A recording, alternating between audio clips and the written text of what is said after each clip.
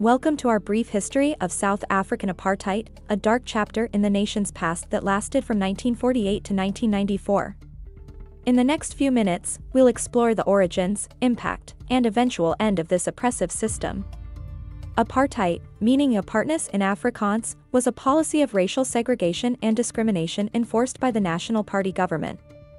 It divided South Africans into racial groups and enforced strict separation and inequality. The policy was officially introduced in 1948 under Prime Minister Daniel Francois Mallan.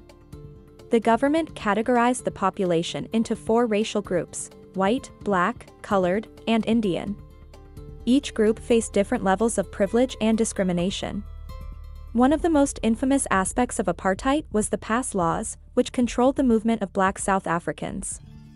They needed special permits to live and work in urban areas, leading to forced removals and displacement of millions. Education, healthcare, and public facilities were segregated. White citizens had access to better services, while black South Africans faced overcrowded schools, inadequate healthcare, and poor living conditions. Resistance against apartheid was met with brutal repression. The Sharpeville massacre in 1960, where police killed 69 peaceful protesters, became a symbol of the regime's violence. Yet, this did not stop the struggle for justice. Nelson Mandela and the African National Congress, ANC, led the fight against apartheid. Mandela's imprisonment for 27 years turned him into an international symbol of resistance. Despite his incarceration, the movement gained global support. In 1990, Nelson Mandela was released from prison, marking a turning point.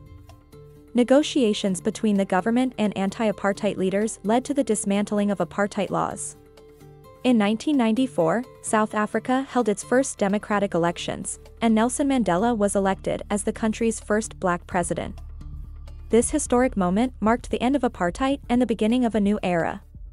The end of apartheid was a major step towards reconciliation and building a more inclusive society. However, the legacy of this period continues to influence South Africa today, as the nation works towards addressing the inequalities that still exist.